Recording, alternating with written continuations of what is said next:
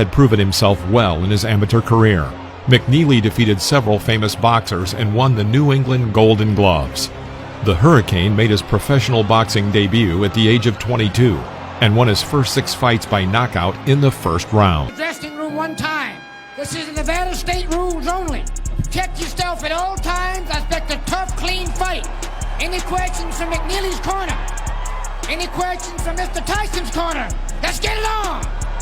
This big event was eagerly awaited by the entire boxing world. Even the most casual fans paid to watch the broadcast of this fight. The event was the return of the world's biggest boxing star, Mike Tyson, to the ring. After serving 3 years in prison, Tyson was released on parole on March 25, 1995. Shortly before that, on March 2nd, he held a short press conference at which he announced his return to boxing.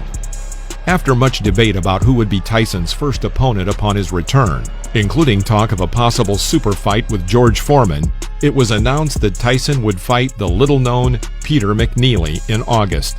In 1998, TV Guide would include this fight on their list of the 50 greatest TV sports events of all time. Through it all, the Tyson aura continued to grow. He became larger than life, a life highly publicized in and out of the ring, to the point where he is now one of the most recognizable athletes in the world. Hurricane McNeely, although relatively unknown to many boxing fans, had an impressive record of 36-1 with 30 knockouts. He came from a boxing family. His father and grandfather were New England champions, and his father even fought for the world heavyweight title against Floyd Patterson, but lost. Interestingly, Patterson, like Tyson, was also a pupil of Cus D'Amato. Peter had proven himself well in his amateur career. McNeely defeated several famous boxers and won the New England Golden Gloves. The Hurricane made his professional boxing debut at the age of 22 and won his first 6 fights by knockout in the first round. He remained undefeated for the first 2.5 years of his career and went on a 24-fight win streak until he faced Stanley Wright for the vacant U.S. title in February of 1994. Wright inflicted the first defeat on McNeely. It took McNeely a month and a half to mentally recover from his first defeat. Before the fight with Mike Tyson, the Hurricane was on a 12-fight winning streak, and he was confident he could stop Iron Mike. Keep laughing. Keep laughing. You're real funny, huh? If any one of you that doesn't respect me or what I'm doing or what I've been doing for the last 3 months since we've been announced, and going against a guy like this, you'd have a big dump in your pants. I'm Hurricane Peter McNeely from Medfield, Mass. On Saturday night, watch me kick Tyson's ass. But if you haven't made your pay-per-view arrangements yet, make them soon. Because remember what happens when I wrap you in my cocoon.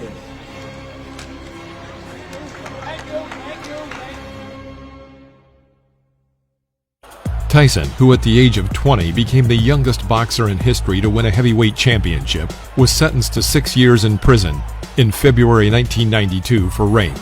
Before his arrest, his aura of invincibility evaporated in February of 1990 when he was knocked out in the 10th round by underdog James "Buster" Douglas in Tokyo, Japan. Tyson recovered from his first loss in his career and entered the ring for the first time 5 months later. He scored 2 straight early wins before defeating second-ranked heavyweight Donovan "Razor" Ruddock twice.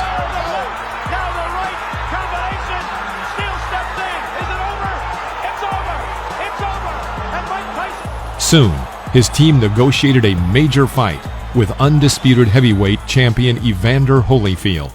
But this fight was not destined to take place since Tyson was arrested.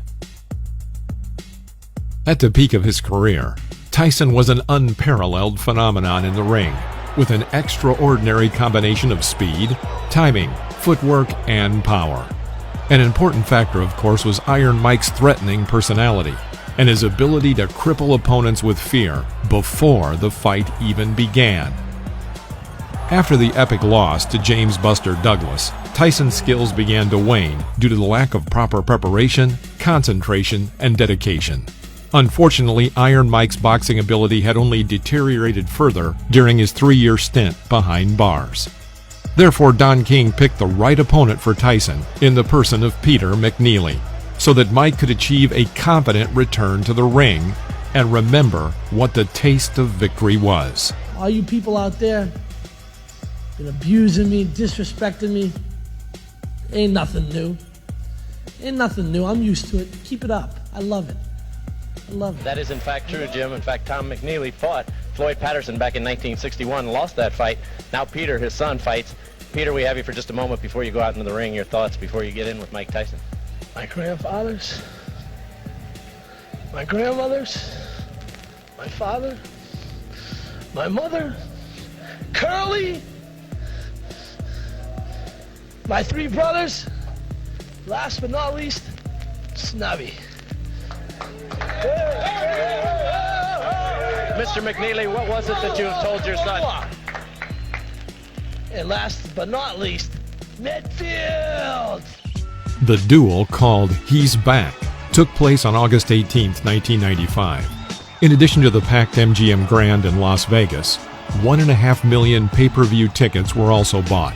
The entire boxing world was waiting for this comeback and was looking forward to seeing the old Kid Dynamite they remember. The fight began with the Hurricane aggressively attacking Tyson right after the bell and tried to intimidate the most notorious of all bullies. Tyson was able to avoid McNeely's aggressive punches and landed an accurate right cross at 10 seconds that knocked McNeely down. The Hurricane immediately jumped up as if nothing had happened, and the referee allowed him to continue the fight. McNeely again rushed to the attack, and the fighters exchanged blows at close range. Both boxers hit, but Iron Mike's hits were more accurate and more powerful. Going to the uppercuts on the inside. Despite admirable bravery, McNeely's strategy backfired. Tyson landed a few slip hooks that left McNeely stunned, and then cut him down with a hard right uppercut. McNeely immediately got up, but he was shaken. The Hurricane's promoter and his cornermen ran into the ring to prevent further damage to Peter. The referee asked them to leave the ring, but they refused, and the referee stopped the fight. The fight lasted only 89 seconds, and the judges awarded Tyson the victory by disqualification. The highly anticipated fight was a resounding financial success, grossing $96 million worldwide, including a then-record $63 million in pay-per-view purchases. But this duel also became an internal mental success for Iron Mike, and he was again ready to conquer the heights of boxing. He needed this victory to increase his fighting spirit and to strengthen his confidence, not just as a fighter, but a champion. In his next fight, Tyson won the WBC World title, and immediately after he became the WBA heavyweight champion.